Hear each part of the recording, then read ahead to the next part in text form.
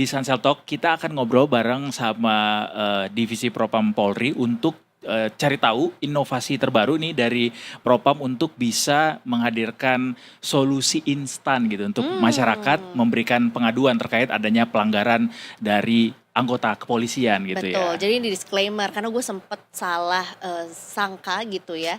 Kirain ini adalah bisa ngaduin siapa aja. Kalau kayak udah nyebelin, tak aduin ke sini gitu. Ternyata bukan. Bisa juga nanti Bapak Polisi akan nyambungin ke yang lain ya, tapi repot jadinya. Tapi mungkin kita harus mengetahui dulu sebetulnya kayak pengaduan digital ini seperti apa cara bekerjanya atau bagaimana sebetulnya kita masyarakat juga bisa menjadi bagian dari ekosistem Ya. gitu ya, satu negara yang lebih disiplin gitu ya, atau mungkin juga bisa membantu pengawasan lebih maksimal juga gitu Ya. dari anggota-anggota Polri. Kita ngobrolnya bareng sama Bapak Irjen Pol Abdul Karim, Kepala Divisi Profesi dan Pengamanan Polri alias Propam Polri. Selamat sore Pak Abdul Karim. Selamat Terima sore, kasih udah Bapak. mau datang Iya. ke Detikom Pak, Detik Sore hari ini. Kita dengar tadi layanan ini adalah sebuah terobosan Inovasi. gitu ya Pak ya. Iya, betul. Karena masyarakat jadinya nggak perlu repot-repot lagi datang ke kantor. Iya. Kalau misalnya ada anggota kepolisian yang nakal gitu Pak ya. Iya. Karena kan Propam ini adalah polisinya polisi Pak ya. Iya, kurang lebih begitu ya. Nah mungkin Pak Abdul Karim mau bercerita dulu mengenai sebetulnya apa sih alasannya akhirnya Polri sendiri meluncurkan Iya, gitu ya iya. satu inovasi yang ini. Iya Mbak, jadi begini. Jadi kita melihat latar belakang selama ini pengaduan terhadap anggota Polri itu sudah ada mekanismenya. Tapi mekanismenya itu lebih banyak sifatnya offline. Oke. Artinya masyarakat ini harus datang ke kantor kepolisian. Mulai dari tingkat Mabes sampai dengan tingkat Polda maupun tingkat Polres. Nah ini yang artinya yang membuat masyarakat itu agak kurang begitu banyak yang mau berpartisipasi dalam melakukan pengaduan ini. Ya. Nah, saya melihat karena persoalan ini, ya, kemudian saya mencoba untuk berpikir dengan staf saya tentunya, ya, bagaimana kita bisa membuat satu terobosan yang bisa meningkatkan partisipasi masyarakat. Yep. Terus kemudian bisa lebih mudah dan lebih cepat dan lebih transparan. Nah, kemudian kita dapatlah satu formulasi seperti ini ya dengan menggunakan QR code Yanduan. Karena kan masyarakat kita apalagi kaum anak-anak muda sekarang Gen Z ini kan semuanya udah pakai QR code bayar mau ini semuanya sudah Semuanya di Pakai handphone. handphone semuanya. One semua. click away. Iya. Nah, tadi Mbak udah nyobain kan. Betul. Jadi artinya dengan kita menggunakan barcode ini langsung kita akses, itu pun sudah langsung di tampilan depan. Betul. Jadi ini sebetulnya yang juga Detikers lagi lihat di layar Detikers ini mudah banget kalau mungkin juga kalau Detikers sempat lihat di jalan juga sebenarnya sudah disosialisasikan juga Sudah gitu ya. ada. QR code-nya tuh bisa aku sebenarnya sempat menemui juga tapi di Bandung ternyata ketemunya. Jadi aku Iya. kira itu adalah untuk aduan masih bingung sih maksudnya itu untuk aduan apa ya Iya, gitu. iya. Begitu masuk ternyata langsung masuk ke yanduan.propam.polri.go.id. Iya. Nah, nanti akan langsung diarahkan ke form pengajuan aduan gitu ya Pengajuan Pak ya. aduan. Jadi sebenarnya ini yang salah satu yang menarik adalah meningkatkan partisipasi masyarakat. Betul. Mungkin masyarakat juga masih ada yang segan atau takut atau bingung mungkin gitu ya Pak Iya, ya. iya. Jadi dengan adanya mekanisme seperti ini partisipasi publik semakin meningkat Mbak ternyata kalau saya lihat. Tapi memang kita perlu sosialisasi yang lebih maksimal lagi ya, lebih masif lagi kalau saya lihat kurang. Masuk datang ke sini Pak ya. Iya. Ini salah satu bentuk sosialisasi. Betul. Iya. Pasti tadi juga sempat disampaikan bahwa salah satu keunggulannya selain kemudahan, kecepatan gitu ya, juga transparansi tadi. Mungkin boleh dijelasin ke kita Pak, transparansi yang dimaksud dengan adanya layanan dengan metode baru ini kayak apa tuh yang diharapkan sama Polri? Ya, jadi transparansi di sini ketika publik melaporkan menggunakan fasilitas aplikasi ini tentang melaporkan salah satu anggota, dia akan mendapatkan nomor registrasi, nomor pengaduan. Oke. Dari nomor pengaduan ini dia akan bisa mengetrace Oh. sejauh mana pengaduan dia yang I sudah see. dilaporkan. Jadi kayak kita beli paket Pak ya? Iya, Di benar. marketplace misalnya. Iya, Ada Jadi ada nomoresi Iya, maksud iya. lo. ada detailnya lagi di DC Cakung. Iya, iya, misalnya. iya, kayak gitu. Jadi ini kita bisa lihat Pak, Iya. ini laporan udah sampai Iya, mana iya. gitu. Heeh. Oh gitu. Wow, Iya. menarik karena memang Pak nggak cuman laki-laki, nggak cuman perempuan, kita butuh kepastian. Kita jadi pengen bisa lihat nih kepastiannya sudah sampai mana Iya. ditanganinya gitu Iya, ya iya. oleh Polri juga Iya. gitu ya Pak. Dan kita transparan ya Mas, nggak ada yang bisa kita manipulatif, nggak ada yang bisa kita rekayasa, nggak bisa. Jadi contohnya kayak pengaduan masyarakat, misalnya orang Papua. Oke. Jadi yang diadukan bahasanya itu bahasa Papua. Alright. Misalnya yang mengadukan itu masyarakat Maluku. Jadi bahasa yang diketik itu bahasa orang-orang Maluku. Begitupun Sumatera, ini nggak bisa kita rubah-rubah, kita rekayasa, Iya. nggak bisa. Jadi betul-betul murni. Itu tadi transparansi tadi yang Iya, dimaksud juga ya. Dan Menarik. ini juga menarik juga soal tagline dari program Yanduan ini adalah sekali klik aduan sampai ke Propam. Iya. Karena memang juga begitu Detikers nih. Nah, ini lagi mumpung lagi ditayangkan juga. Memang ya mudah juga sih tinggal memasukkan data diri gitu ya. Kemudian nanti disertakan juga kronologi begitu ya, Iya, kronologi yang dan kronologi. kalau bisa ada bukti gitu ya, Iya, disertakan juga gitu kan. betul. Sekarang juga kalau misalnya kita lihat apa ya ada oknum yang nakal gitu ya, kayaknya dikit-dikit memang langsung nyalain kamera gitu, bisa Iya. langsung dimasukkan ke situ juga Iya. ya Pak ya. Jadi salah satu kita mencoba menerapkan program baru ini, sebenarnya kita mencoba untuk menghilangkan no viral no justice sebenarnya. I Salah see. satu bentuknya itu. Jadi nggak perlu harus tunggu viral dulu, Viral lewat dulu. ini Ini. kita bisa langsung proses juga kok gitu. Iya, artinya di sini kan kita sudah memberikan beberapa fitur yang ada. Misalnya masyarakat melihat di situ ada perbuatan anggota Polri yang tidak sesuai dengan etika ataupun yang mencederai organisasi, yang mencederai masyarakat, dia cukup merekam, ya kan, atau memfoto. Kemudian masuk akses ke sini kan di situ ada aplikasi, ada attach filenya juga kan. Jadi dia bisa menggunakan fasilitas itu, bikin kronologi, kirim ke kita. I see. I see, dan terobosan ini juga sangat perlu diapresiasi karena ya ini berarti bagian dari bahwa Polri juga menerima begitu kritik begitu Pak ya dari Iya. masyarakat kalau memang ada pelanggaran-pelanggaran yang ditemukan di lapangan, kami bersedia untuk Iya. bisa langsung memberikan respons Iya, begitu. iya, betul. Ada jaminan nggak Pak berapa lama misalnya akan kemudian direspons ketika aduan itu disampaikan? Jadi di SOP-nya yang sudah ada, ketika publik sudah mendapatkan nomor registrasi dan sudah diterima, itu 1 kali 24 jam wajib pelapor harus dihubungi oleh Oh gitu. pihak Propam, harus sudah direspon. Oke, Kalau luar tidak biasa loh. terjadi itu Pak, kita bisa lakukan apa? Nggak bisa karena kontrolnya di Mabes. Oh gitu. Nah jadi Pasti harus dilakukan iya, berarti. kalau nggak Oke. dilakukan kan kelihatan kontrolnya dari Mabes. Dari Mabes yang akan mengingatkan ke Polda-Polda. I see. Jadi mekanisme ini dari Papua sampai dengan Aceh, Langsung masuknya ke Mabes. masuknya itu ke di Propam. Nomornya hanya satu nomor Iya, registrasi. Iya. Jadi Nanti- nggak bisa dilangkau, bisa. ditipu-tipu tuh ya. Nggak bisa. Iya. Nanti habis dari di Propam, kemudian kita bagi Polda ini, Polda ini, Polda Iya. ini. Sesuai dengan Berarti daerah gitu. arahannya top down tuh berarti Iya, Pak top ya? down. Oh. Wow. Iya ya. Nah, ini juga jadinya ya apa ya, dua arah juga, masyarakat ikut berpartisipasi juga Iya. dan kemudian juga jadi satu apa ya, satu momentum juga rekan-rekan dari Polri juga jadi jangan sampai membuat kesalahan Nah gitu justru ya. itu Iya. Mbak. Jadi bagusnya yang saya rasakan memang anggota di lapangan ketika melaksanakan tugas itu lebih berhati-hati.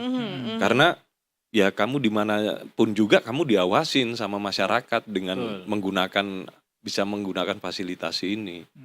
Gitu. Meskipun nih Pak ya sebagai masyarakat juga pasti ada kekhawatiran misalnya kalau ada aduan seperti itu, apalagi misalnya kasusnya juga cukup Serius berbahaya atau Iya, iya, serius iya. gitu. Takut identitas kita tuh nggak rahasia gitu Pak, Nah, bisa bocor gitu Pak. Gimana garansi dari teman-teman Propam? jadi yang menjaga kerahasiaan pelapor ini ya salah satu paling utama yang menjadi prioritas kita ya dengan aplikasi ini. Kita sangat menutup pelapor ini sangat ketat sekali, dan itu pun misalnya ketika pelapor ini melaporkan di kepolisian di wilayah tertentu, ya. Jadi autentifikasi yang bisa mengakses itu hanya di Propam Mabes saja tentang Oh. identitas ini. Jadi dia misalnya yang dilaporkan personil Polda. Jadi kita tidak akan bisa men-share identitas pelapor ini ke Polda itu karena yang tangani Mabes gitu. Kalau misalnya yang dilaporkan personil anggota Polres. Jadi pelapor ini tidak akan kita share sampai ke tingkat Polres, hanya di tingkat Polda saja yang komunikasi. Jadi sampainya Polda tapi Pak. Polda Kalau yang dilaporkan soal Polda yang hanya akan sampai Mabes. Oh, jadi tingkatan di Iya, atasnya. iya. Oh. Jadi kita betul-betul jaga privasi dan sampai sejauh ini tidak ada ya. Karena Mudah-mudahan nggak akan kerahasiaan pernah ada Pak tidak ya. pernah ada Jangan karena sistem sampai lah kita bocor. sudah membuat seperti itu, tidak bisa diakses sembarangan. Top. Ya itulah yang Iya. diinginkan masyarakat pasti. Betul ya, kerahasiaan data Iya. diri gitu dari masyarakat yang juga melakukan pelaporan, karena ya itu tadi dia balik lagi ini kan untuk meningkatkan rasa apa ya, ini kan negara kita harus bisa menjaga bersama-sama Iya, iya. gitu. Jadi partisipasi masyarakat juga Sangat sebenarnya penting. Iya. diajak untuk lebih lagi gitu. Ini kan baru di launching di bulan Oktober Oktober, 2025 lalu juga. Nah, bagaimana nih Pak? Apakah akhirnya ada peningkatan jumlah pelaporan dibandingkan dengan dulu yang mungkin harus agak sedikit repot-repot gitu Iya, iya. ke kantor polisi Iya, gitu? iya. Jadi dulu sebelum aplikasi ini saya launching ya, itu kalau manual sebelumnya seluruh Indonesia kurang lebih 300 laporan pengaduan.